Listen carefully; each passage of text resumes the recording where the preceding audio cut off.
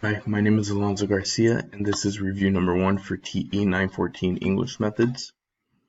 In this video, we will discuss the material that we learned in the first 5 weeks of class, which includes methods, strategies, and expectations. One of the tasks that is expected to be implemented in the classroom is close reading. As Beth Burke described it, close reading is thoughtful, critical analysis of a text that focuses on significant details or patterns. The educator wants to assist the students in developing deeper comprehension, which in turn lines up with the Common Core standards in that it sets an objective or expected outcomes for the students at a specific grade level. One expected outcome is that students will be able to perform high-order skills such as analysis, inference, and even metacognition. Additionally, academic vocabulary ties into close reading.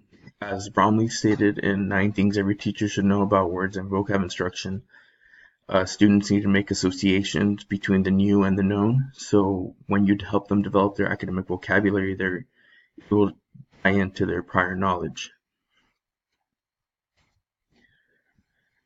Another aspect that we discussed in class are effective strategies.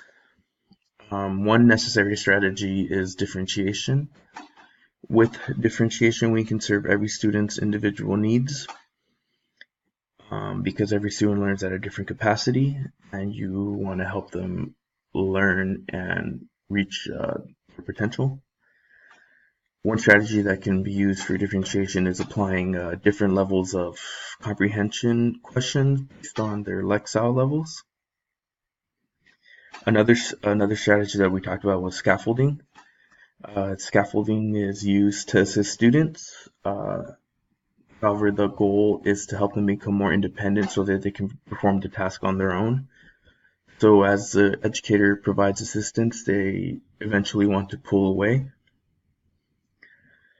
We also discussed how an educator needs to help students develop their academic language, which can be content specific or can even cross between different subjects.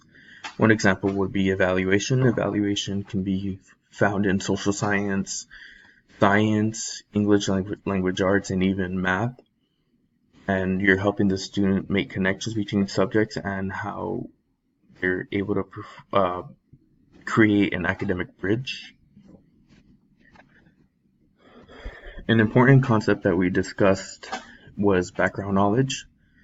Background knowledge is necessary for students to develop academically.